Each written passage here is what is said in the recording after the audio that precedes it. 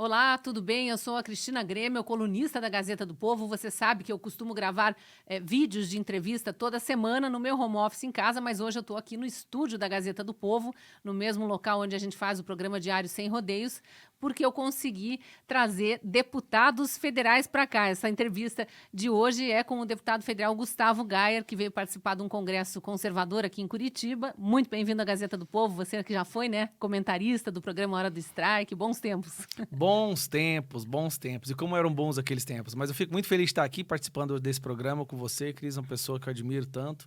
E conhecer pela primeira vez, né? Porque eu já trabalhei com a Gazeta e poder conhecer agora a estrutura dessa empresa que é maravilhosa. E espero poder contribuir bastante aqui com o programa.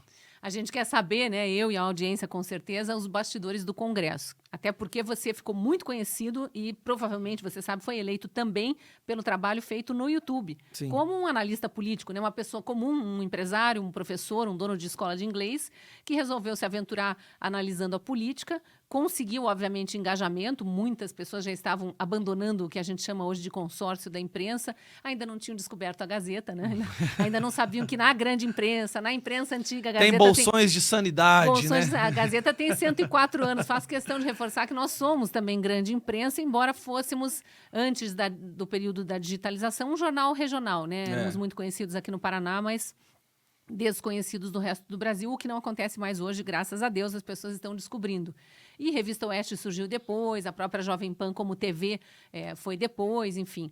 Mas voltando à história do YouTube, as pessoas passam a conhecer Gustavo Gayer, youtuber, um cidadão indignado, começando a descobrir mesmo as entranhas da política, porque começou a acompanhar melhor a política e que queria efetivamente mudar o Brasil, e aí se lança candidato e se elege com uma belíssima votação lá em Goiânia, né? Sim, eu fui o mais votado dos homens, segundo mais votado no total e o único do estado que não usou fundo eleitoral. Então, acho que foi um resultado inesperado, inédito no estado. Muitas pessoas, os grandes analistas e conhecedores e os dinossauros da política ainda tentam entender o que foi que aconteceu. Mas eu acho que eu tenho uma noção. Agora, se elege como um deputado bolsonarista, até porque era já muito, muito atuante na época do governo Bolsonaro, para revelar a hipocrisia da esquerda, o que a então oposição ao governo Bolsonaro fazia, e se elege agora como oposição ao governo Lula. Tem muitas dificuldades também ali dentro, embora a gente veja que o governo não está com estrutura mesmo para conseguir passar os projetos no Congresso, né? Eu falei recentemente, até lá na tribuna, que esse é o governo mais fraco nos seus primeiros meses de mandato da história, né? Nós nunca tivemos um governo que, mesmo tendo sido chancelado pelas urnas, né, que comprovaria, né, e eu falo iria com ênfase, a maioria do apoio da população brasileira, como que ele consegue chegar lá e ele simplesmente não consegue aprovar nenhum dos seus projetos? Basicamente, primeiro o erro começa pelo fato do governo não ter um projeto, né? Esse governo é o primeiro governo que chega a ser um plano de governo, não tem prioridades, não tem projeto, está patinando no mesmo lugar desde o início do seu mandato. E as primeiras medidas provisórias que foram publicadas, né, vão vencer agora na semana que vem e eles já sabem que não vai passar. Isso nunca aconteceu antes, né? Mas assim, quando você fala assim, o primeiro deputado bolsonarista, eu gosto sempre de falar, cara, não é que eu seja bolsonarista, é porque é o Bolsonaro que é brasileirista. É a primeira vez que tem uma pessoa no mundo político que a gente se sente realmente representado. Até então, aquele distanciamento que nós tínhamos com a política, aquela ejoriza, a melhor palavra, era porque nós olhávamos para aquelas pessoas que estavam ocupando cargos políticos e nós não nos sentíamos representados. Havia uma máquina criada, bem sintonizada, para colocar ali pessoas que estavam ali pelo poder. E o famoso Teatro das Tesouras, Teatro né? Que das enganava Tesouras. antigamente uma parte Mas do lá eleitorado. no âmago, lá dentro da gente sabia que tem uma coisa errada. Eu vou votar nessa pessoa, mas eu não me sinto representado por ela. A gente votava numa pessoa porque não queria que a outra, pior ainda, assumisse um cargo de poder. E Bolsonaro foi a primeira pessoa que olhou para o povo brasileiro e falou assim, eu vou falar o que todo mundo pensa. Então, assim... Mas eu falo sem conotação pejorativa. Não, nem eu. Até porque eu sou classificada por uma certa esquerda aí, que eu chamo de extremista, como jornalista bolsonarista. Mas porque a gente defende o óbvio. Mas aí que eu quero chegar. Defende o país, a gente quer as coisas aí que eu vou chegar. Né? Qualquer pessoa hoje, né, porque Bolsonaro foi o primeiro brasileirista. Qualquer pessoa hoje que tenha qualquer voz, tanto nas redes sociais, no mundo político, que fala o que o povo pensa, ele é imediatamente taxado de bolsonarista. Porque o Bolsonaro criou isso. Ele criou isso. Não, vamos falar o que as pessoas pensam. Não fale só aquilo que é alinhado com o que vai te alcançar mais degraus de poder, ou colocar mais dinheiro no seu bolso, ou te levar a um cargo. Fale o que o povo pensa. E hoje, esse conceito de falar a verdade se tornou bolsonarismo. Querendo ou não, qualquer pessoa que fale a verdade é Bolsonaro. Até pessoas que... Vou dar um exemplo claro para você. Bem assim. Glenn Greenwald. Glenn Greenwald foi um grande adversário do Bolsonaro durante a maior parte da sua vida, da Vaza Jato. Só para relembrar, para quem eventualmente não lembre, aquele jornalista do Intercept Brasil que deu voz para hackers que hackearam ilegalmente conversas de autoridades, incluindo o que elogiou Lula em inúmeros momentos, né? E que depois saiu do Intercept porque não estava concordando com o apoio ao desmonte do Estado de Direito. Exatamente. Né? O ataque à liberdade de expressão. Ele se pronunciou em alguns momentos recentemente contra o Alexandre de Moraes, esses atropelos inconstitucionais do STF, aí acredite ou não, de repente ele virou um bolsonarista.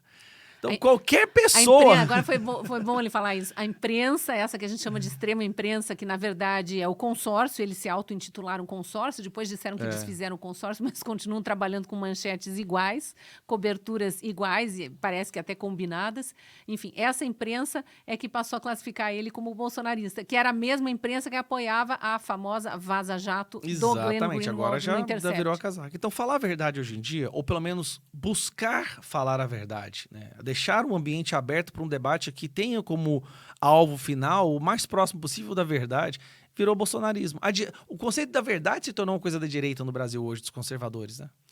Então vamos lá, tirando o bolsonarista da história, até para não adjetivar, mas então um deputado brasileirista... Não, mas pode chamar, eu me sinto orgulhoso. Um deputado anti-governo atual, anti-status quo, sistema que se contorceu e fez isso acontecer no Brasil, né? Já deu na tua primeira resposta aí, a resposta que eu queria é: o governo não tem efetivamente maioria no Congresso e está com dificuldades extremas de passar suas pautas ali. E a gente vê que alguma coisa que passa bem reformulada, depois de alguma... Bem atrofiada, enfraquecida. Agora, espero não te colocar em saia justa, mas a gente quer saber também sobre Arthur Lira, porque muita gente, inclusive, está dizendo que Arthur Lira é o atual governante do Brasil, né? O que atual governa. Em determinado momento falavam em Alexandre de Moraes, porque o judiciário realmente, ele, né, especificamente, assumiu um protagonismo, avançou sobre outros poderes, desde o governo Bolsonaro, e continuou com os outros colegas lá calados. Então, quem cala consente, estavam autorizando ele a avançar sobre outros poderes. Depois falava-se em Rodrigo Pacheco, inclusive porque ele se reelegeu presidente do Senado. E atualmente falam em Arthur Lira. Arthur Lira está realmente com a faca e o queijo na mão? Vamos lá, então você falou de 3 poderes agora, né? São 3 pessoas, vamos falar cada uma. Primeiro, no topo, no cume do Monte Olimpo mesmo, nós temos o Alexandre de Moraes. Alexandre de Moraes, nós sabemos hoje, ele detém o maior poder do nosso país. Ele que determina que projeto de lei vai ser aceito como constitucional ou não, que emenda constitucional. Sugere emendas, né, para o PL da Sugere, censura. faz reunião com os líderes de partido, vai levar propostas para o Arthur Lira de como que deve ser feito o PL da censura. Então, assim, ele detém hoje o maior poder, prende pessoas inocentes. Bom, eu não vou cantar tudo aqui porque todo mundo já sabe. E daí, logo abaixo dele, nós temos o Arthur Lira, que está nadando de braçada, no sentido de que, como esse governo é extremamente enfraquecido e está desesperado tentando comprar apoio no Congresso, o Arthur Lira fica sendo esse mediador, esse link, né? Só que até o Arthur Lira está vendo a grande dificuldade. Ele fala isso em várias entrevistas, que mesmo entregando cargos, emendas, despejando tudo no tabuleiro, né, na bancada, para poder comprar apoio para determinados votos, como o PL da censura, um grande exemplo disso, até mesmo retirar as assinaturas da CPMI do 8 de janeiro, esse governo não consegue.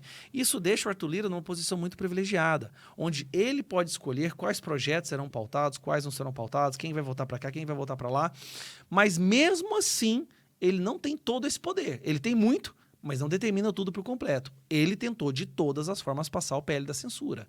De todas as formas mesmo. Mas a pressão popular sobre os deputados e a pressão dos deputados sobre Lira... O fator da equação que as pessoas tinham... que nem era considerada mais, né? Mas é um fator que tem um impacto muito grande nessa equação, que é a pressão popular. Então, a direita conseguiu mobilizar o povo e a pressão popular fez com que os deputados tirassem... Ele viu que não ia passar. Inclusive, esse número 2630 já está tão maculado que eu acho que ele não volta mais para o plenário. Vai voltar fatiado dentro, como jabutis, em outros PLs. Mas ele tem, sim, um poder gigantesco hoje. Só que ele tem um limitador, que é o Alexandre de Moraes.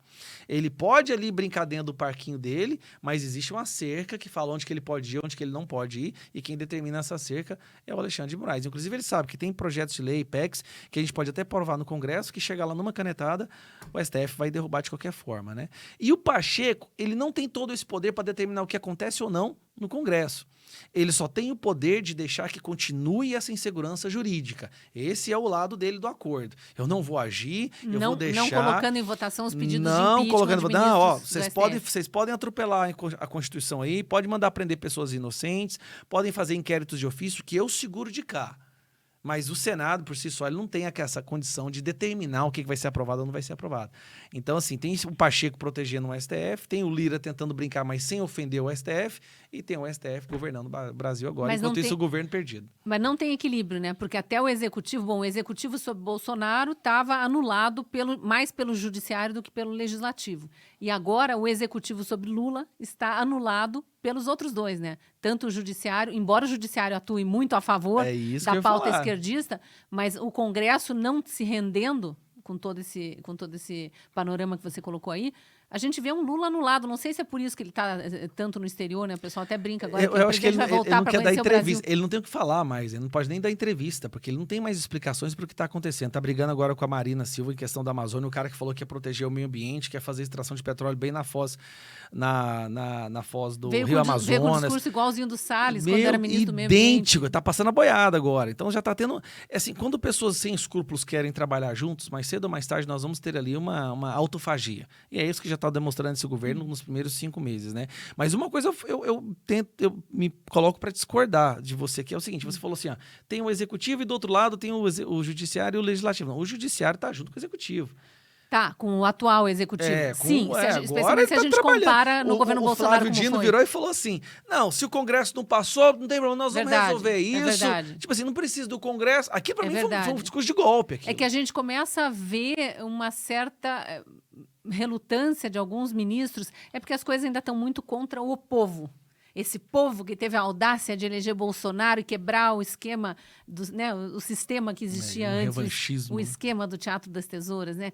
Como assim resolveram colocar... Que povo atrevido é esse de querer governar o país? Então, houve isso, e o representante desse povo, obviamente, foi muitíssimo atacado, isso a gente cobriu ao longo de 4 anos, não tem como contestar, mas eu sinto que hoje o Judiciário agora está muito concentrado em endossar a narrativa do Executivo sobre o 8 de janeiro, mas no momento que a CPMI sai do papel, que aconteceu agora, né, eu sinto que já tem alguma possibilidade de ali... Não estou falando de Alexandre de Moraes, porque esse realmente acha que está no topo do Olimpo, né? Mas os outros que estavam muito calados, a gente viu, por exemplo, em relação ao Deltan, né, que já tem... pegar o ex-ministro Marco Aurélio, foi o primeiro a sair falando tá tudo errado. Né? Esses meus ex-colegas, não foi com essas palavras, essas são minhas, mas esses meus ex-colegas do STF que estão no TSE e fizeram isso, fizeram tudo errado, né? Enfim, mas vamos entrar nas questões. Gustavo Gayer, deputado mesmo, que a gente já está aqui avançando com o horário, eu sei que você tem compromisso. A questão da doutrinação nas escolas parece ser uma bandeira do seu mandato e você já está conseguindo meio que sacudir a poeira ali do Congresso, já fez audiências públicas, né? Me conta como é que está esse trabalho. Eu estava até conversando com o pessoal da minha equipe que doutrinação era o que acontecia na minha época de juventude, tá? 20, 30 anos atrás. Hoje já existe uma espécie de violência ideológica. A doutrinação, antigamente, ela acontecia de forma muito sutil, muito sorrateira, muito subliminar. E as pessoas nem percebiam o que estava acontecendo. Eu falo sempre que teve uma época da minha vida que eu cheguei a achar que o Che Guevara era um herói. Sim. Por causa de um professor de geografia numa escola católica, chamada Marista, que eu acho que tem em todas as cidades do Brasil. Tem aqui em Curitiba também. Então, Marista, acho que toda a capital tem Marista, né? É uma escola muito grande, uma rede de escolas. Hoje já não é doutrinação mais, hoje é violência ideológica. Hoje acredite nisso que eu estou te falando, você será humilhado em sala de aula, será expulso, será perseguido. Professor que falar qualquer coisa contrária que seja essa prerrogativa, né? essa posição para o progressista, ele é demitido, é perseguido, Sim. ele é humilhado, ele é caçoado, né? Então, hoje já foi outro nível. Como nós não conseguimos reverter esse processo, ou pelo menos dar um basta nisso lá atrás, ele evoluiu, ele está com mais musculatura agora. Hoje nós temos relatos de crianças que precisam mudar de escola porque os professores começam a persegui-la. Relatos de professores que são obrigados a pedir demissão, que são demitidos porque não querem ensinar. Eu vou te contar um episódio que aconteceu uma semana comigo. Tava na manicure fazendo a unha, a senhora que estava sentada do meu lado disse: Cristina, eu quero te contar uma história. Eu sou professora de uma escola bilíngue aqui em Curitiba, não vou falar o nome da escola para não denegrir. Eu já até sei qual é. De uma escola bilíngue aqui em Curitiba, e detalhe, não é bilíngue em inglês, é uma mais elitista ainda. Então não sei qual que é. Ela disse: eu vou pedir minha aposentadoria antecipada porque não dá mais. Onde a mensalidade, chuto por baixo aqui, deve estar em torno de 10 mil reais. Nossa Senhora. Porque ela disse, as coisas são sutis na escola particular, onde os pais são um pouco mais atentos ao material escolar e ao conteúdo, de uma forma geral, conseguem acompanhar um pouco melhor o que está sendo ensinado para os filhos. Ela disse, eu estou lá lendo um texto que me foi colocado pela coordenação pedagógica, a direção, sei lá, para expor para os alunos. Se não me engano, era sobre meio ambiente até. Eu falei, já sei o que vem. Ela disse, não, você não sabe o que vem. Veio todo o discursinho, toda a narrativa globalista, tudo que a gente tem visto ser questionado por veículos e profissionais sérios, e no meio daquilo vem assim uma frase: todas essas são ideias conservadoras. E ela disse, não tinha nada a ver com o texto isso. Absolutamente nada. Ela falou, eu tirei do texto e mandei imprimir de novo antes de mandar para os meus alunos, porque eu não queria política aqui no meio da história. E se fosse para falar assim, a gente precisava explicar o que é o conservadorismo, o que são os antagônicos do conservadorismo. Então, só que isso sendo colocado aula após aula, dia após dia, matéria após matéria, cobrado nas provas. O que são ideias conservadoras na área climática? Coisas desse tipo, vai formando um inconsciente coletivo de gerações e gerações e gerações que depois são despejadas no mercado de trabalho e vêm com os conceitos completamente deturpados. Né? Tenta colocar um texto hoje em qualquer escola do Brasil falando, olha, o cerceamento da liberdade de expressão, a maioria das ditaduras do nosso mundo hoje, o desarmamento da população, o controle total dos direitos das pessoas pelo Estado, todas essas são ideias... Comunistas. Não, progressistas. Você é demitida na hora. Isso são fatos, o que eu acabei de falar. Mas vamos lá. Mas voltando para a Câmara, aí você convocou a audiência pública, já Não, levou... primeiro assim, eu comecei falando, a minha bandeira vai ser essa, tá? E eu tento explicar para as pessoas que todo o resto que a gente está travando, todas as outras batalhas que a gente está travando hoje, elas são consequências da gente estar perdendo nessa. Derivadas nessa. Eu falo assim, olha, essas pessoas como Barroso, Alexandre de Moraes, Dirceu, elas saíram de algum lugar. Essas ideias que elas carregam hoje como se fossem verdades absolutas, ao ponto de mandar prender quem questiona, saíram de algum lugar e saíram do sistema de ensino.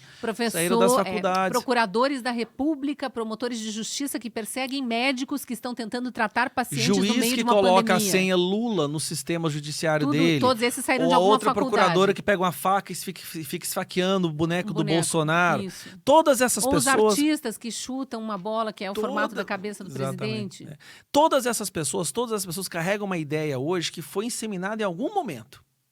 E elas são inseminadas enquanto elas são jovens. Quando você ainda é inocente, imaturo, você não tem ainda aquela maturidade para entender o que é certo e o que é errado, você aceita tudo que o professor fala como se fosse verdade absoluta.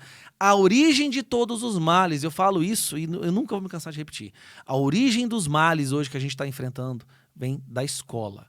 E eu sou professor, eu não estou atacando professores aqui, penso porque eu estou falando de uma minoria que faz um estrago gigantesco. E a gente precisa proteger os professores. Professores de verdade, Cris, estão abandonando o sistema de ensino.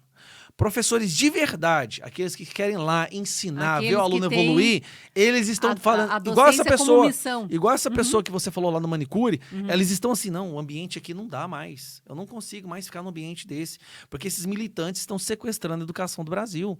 Você sabia que o Brasil é um dos únicos países do mundo que está tendo uma queda vertiginosa no QI, na média de QI, geração após geração? A Gazeta do Povo fez uma reportagem, se não me engano, foi no início da pandemia, mas não tinha correlação com a pandemia. Que acho que talvez tenha sido até antes da pandemia, que a primeira geração, desde que se acompanha, né, o desenvolvimento intelectual das pessoas, com QI abaixo dos seus pais. Nunca aconteceu. Não, Cris, desde a história da humanidade, a média de QI sempre foi ascendente. Sempre foi, do início da humanidade. Pela primeira vez. Olha que absurdo. E mesmo na época que não existiam escolas, tá? Acho que é a parte interessante. Na época que não existiam escolas, o QI sempre foi subindo. Pela primeira vez na história, nós tivemos uma queda. Se isso representar o futuro do nosso país, eu refaço uma recomendação para quem está assistindo aí. Assista o filme chamado Idiocracia. Né? Idiocracy, eu acho que o nome em português é Idiocracia. Esse será o Brasil dentro de 50 anos. Mas voltando. Vamos assim lá, que eu quais são assumi, as soluções, né? Vamos lá. Como lutar contra lutar essa guerra para vencer? É uma batalha que já foi tentada ser travada várias vezes e foi derrotada. Teve escola sem partido, que tentou, foi derrotado. Mas aí eu estou tentando vir por uma outra abordagem que é a seguinte. Eu não pretendo criar leis que proíbam professores de... Não é isso. Não vamos fazer isso através das leis. Nós temos uma força no nosso país, na nossa nação, que ela é... O poder que ela tem de influência é imensurável. Só que ela é dormente. Em grande parte porque ela não percebeu o grau de risco que os nossos filhos estão correndo, que são os pais. Os pais têm que interferir agora e salvar a educação dos pais e avós. Os avós pais, também avós. Quando eu falo pais, beleza, são aquelas pessoas que amam aquelas crianças e dariam a vidas por elas. Tem tio também, tem padrinho, mas é quem ama aquela criança, aquela sua criança da sua família. Eu fiz uma plataforma que é o seguinte, é uma espécie de Reclame Aqui. Foi aí que os demônios saíram lá do Quinto dos Infernos para vir perseguir, tá? Eu fiz uma plataforma que é o seguinte, eu cataloguei. Primeiro eu comecei com Goiânia. Eu cataloguei todas as escolas de Goiânia, público e privadas, tá? E aí você vai lá no site, você tem todas as escolas. Os pais, olha que engraçado, eu criei para que os pais pudessem ir lá, pegar uma escola, meu filho estuda nessa escola. Nessa escola, eles vão fazer um relato. Tá ensinando doutrinação, ideologia, tal, apoio ao aborto, patriarcado opressor, o comunismo é bom, fala contra o capitalismo, fala a favor do Lula, contra o Bolsonaro. Então, eu coloquei lá a lista do que tá acontecendo naquela escola e o pai pode colocar ali vídeo, áudio, imagem e PDF. Entendi. Para comprovar o que está fazendo. O que acontece? A gente começou a receber centenas e centenas de denúncias. De Goiânia. Só de Goiânia. Só que não é só de pais, Cris. Professores, alunos. Professores que só querem dar aula, mas sabem que eles estão num ambiente que se ele chegar numa reunião de professores e falar assim... Eu acredito porque chega para mim. Eu, inclusive, já entrevistei. Eu fiquei impressionado. Aqui na minha coluna, eu já entrevistei professores que também precisaram se aposentar de universidades, porque eles não conseguiam mais nem participar de reunião de professores e eles eram colocados para escanteio, para usar uma tirado do grupo do WhatsApp, não chama para reunião. Eles não eram mais autorizados a ser orientadores de alunos de pós-graduação, nem mais participar de bancas. Então, a bolha vai se formando em todos os setores. E agressiva essa bolha. O aluno é graduado com doutrinação. E aí ele só consegue fazer uma pós-graduação, um mestrado, se ele abraçar uma pesquisa que tenha a ver com as narrativas da esquerda. Exato. E aí ele só vai para a banca de mestrado, onde todos os professores vão olhar com um olhar da esquerda. E só vai aprovar a tese... A linha de produção está muito bem... Está toda comprometida. Muito bem. Mas para concluir, então, a gente começou a receber denúncias de professores que falam assim, olha, por favor, não fale meu nome. E a gente mantém em sigilo todo mundo, né? Por favor, espero que vocês não falem meu nome e tudo mais, mas na minha escola, onde eu trabalho, estão fazendo isso. E se eu falar, eu sou demitido na hora. Aí a gente começou a receber denúncia dos alunos. Que os alunos têm medo, às vezes, de falar ali dentro, porque o professor... É isso que eu tô falando. Os professores hoje estão fazendo bullying com alunos. Começa a xingar, manda sair da sala. A gente já cansou de mostrar aqui na Gazeta do Povo. É um absurdo. Então, a situação... Essa plataforma me fez ter uma visão que, assim, é muito pior do que eu imaginava. E já expandiu para outras cidades, para outros estados? Daqui 15 dias, porque, assim, nós vamos catalogar todas as escolas do Brasil. Público, privadas, ensino superior, técnico. Você colocou isso a dá tua um estrutura trabalho da Câmara, assessores trabalhando nisso. Não, nisso. você não tá entendendo, Cris. Dá um trabalho danado. Imagino. E nós vamos ter todas as escolas. E vai ser o Reclame Aqui. E dependendo das denúncias, eu jogo nas redes sociais. Teve denúncias de Goiânia, por exemplo, onde uma professora da rede estadual para alunos de 13 anos, e a menina gravou. A menina gravou isso e mandou para mim. A professora falando assim para... Desculpa falar isso no seu programa, mas só para vocês entenderem o que é que aconteceu. A professora falando assim, tem que dar mesmo, vocês têm que dar muito. E menino, desculpa a gente ter que falar isso, eu me sinto vergonha de ter que falar isso aqui, mas pra vocês entenderem. Mas acho que é importante a gente revelar e os meninos têm que comer até o piu-piu esfolar. Uma professora da rede estadual. Aquilo pra mim foi tão... Qual disciplina, você lembra? Português. Redação. Eu mandei pro governador o áudio, liguei pra ele depois e falei, pelo amor de Deus, o que é isso aqui que tá acontecendo? Graças a Deus, no mesmo dia, ele suspendeu todo mundo, tirou todo mundo dali. Mas fora isso, tem professores... Já teve alguns professores, com 5 professores de Goiânia, que foram demitidos. Mas não pelo que eu fiz. Aí é que é a questão. Não é que eu liguei para a escola e pedi para demitir. O pai faz a denúncia, eu divulgo a denúncia, os outros pais da escola ficam sabendo, vão na escola e falam, ou esse professor sai, eu tiro meus filhos. Esse é um caminho bem bom, porque você, eu tenho certeza que a nossa audiência aqui sabe, não é novidade nada disso que a gente está contando, mas você está trazendo, através dessa entrevista ou do trabalho que você faz, para mais gente que eventualmente não acordou ainda para isso e tem filhos em idade escolar. Preste atenção que seu filho está...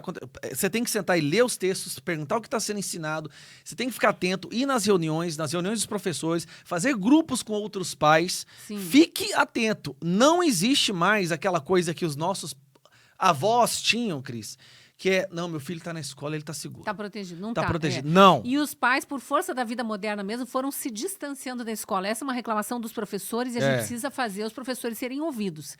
Os pais não participam mais de reunião de escola, de festas da escola, não estão mais ali. Eu tenho um argumento para isso.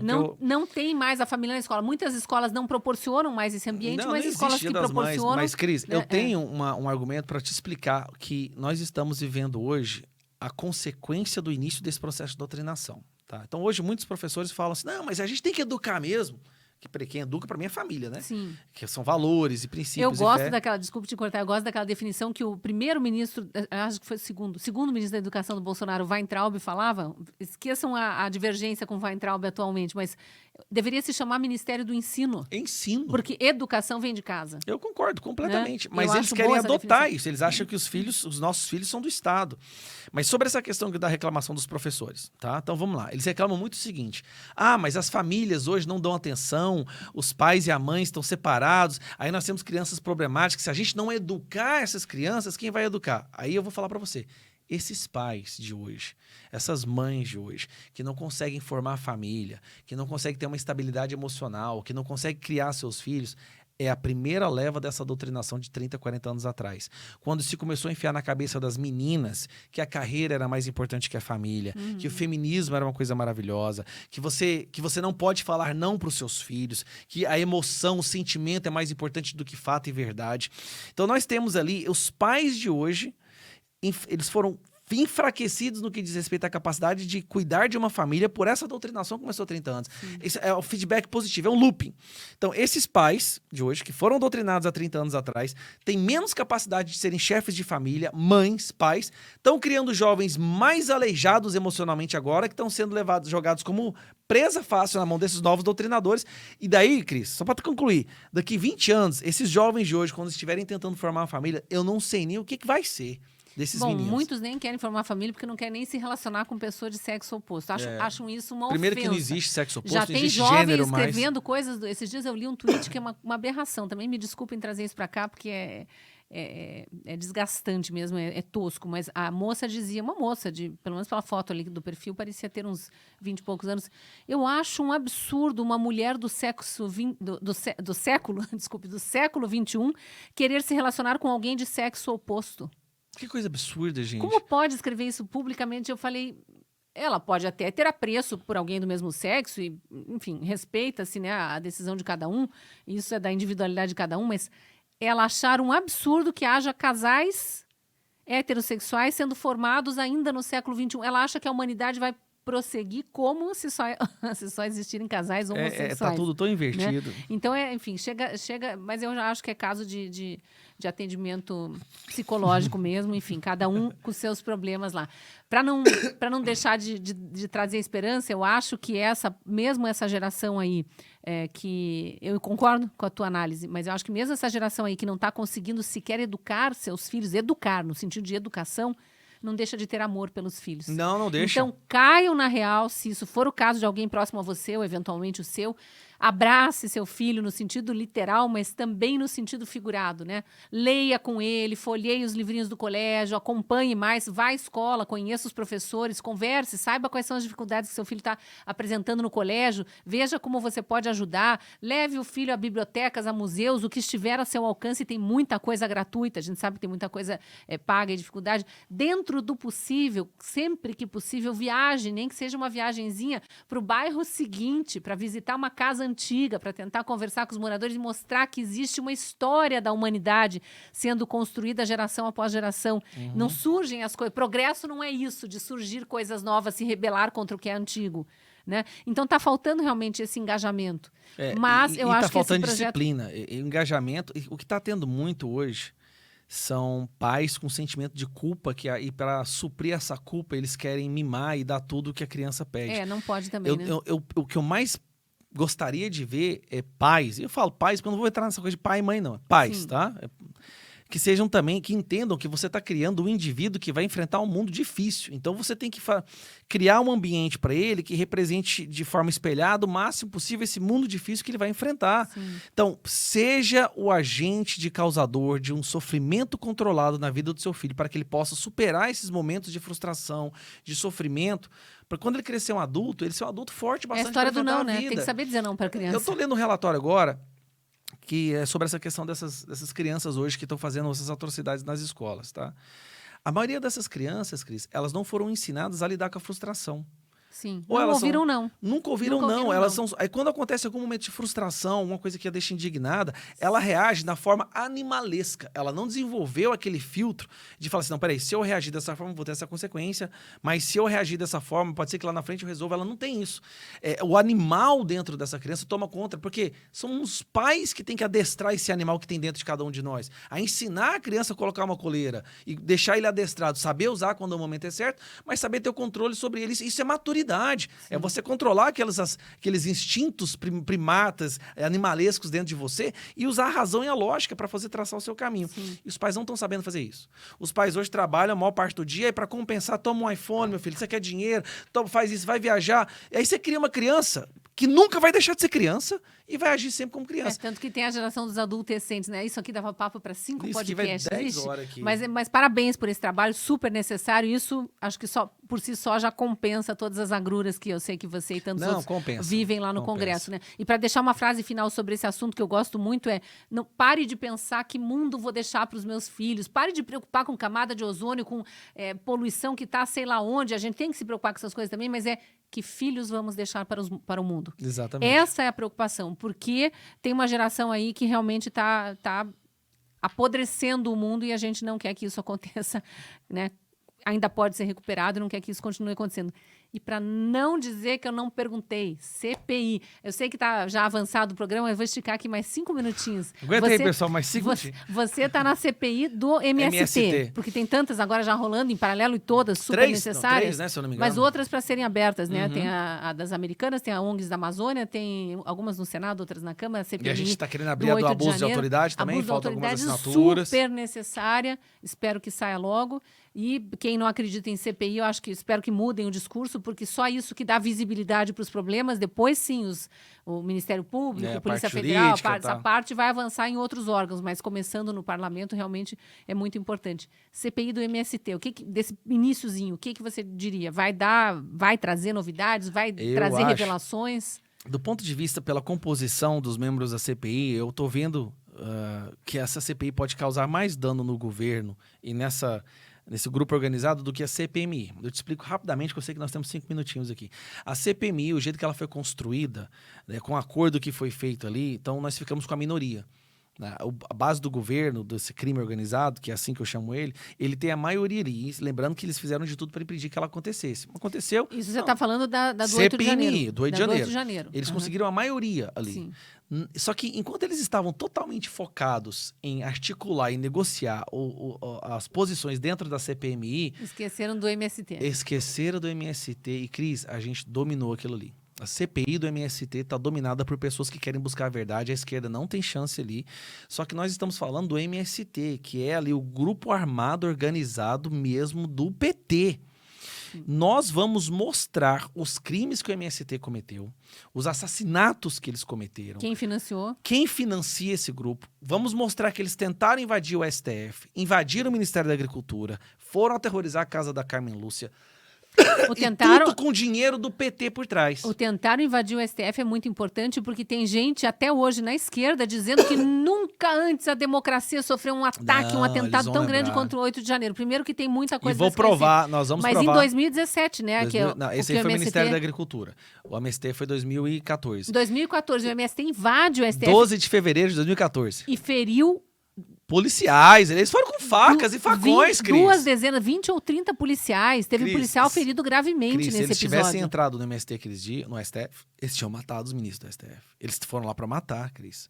Só que quer que eu te conte a pior? Que a gente vai provar... é muito diferente do 8 de janeiro. E nós vamos provar na CPI que aquela manifestação foi financiada pelo PT, pela Dilma, que na época era presidente. E aí vem o pior. No dia seguinte, que eles tentaram invadir o STF e matar os ministros, eles estavam no Palácio da Alvorada tomando cafezinho com a Dilma e a Dilma estava agradecendo eles por estarem defendendo a democracia.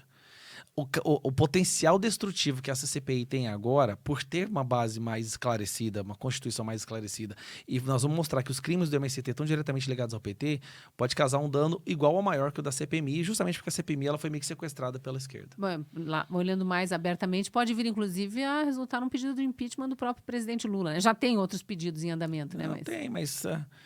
o importante agora é a gente buscar a verdade. Se a verdade trouxer esse impeachment, e eu acho que a verdade vai fazer isso. E eu isso. imagino que você esteja citando esse caso específico da tentativa de invasão do STF em 2014 e depois do cafezinho com a então presidente Dilma, porque informações já estão chegando, né? Muitas informações, muitas revelações, muitas pessoas para ouvir. Sim. Então vamos acompanhar, né, pessoal? Deputado, muito obrigado pela entrevista, parabéns pelo trabalho, agradeço. Força, né? Insista lá, porque precisamos de representantes no Congresso dispostos a descobrir a verdade em relação ao que está escondido e a lutar para reverter o que parece perdido já, como é o caso da educação brasileira.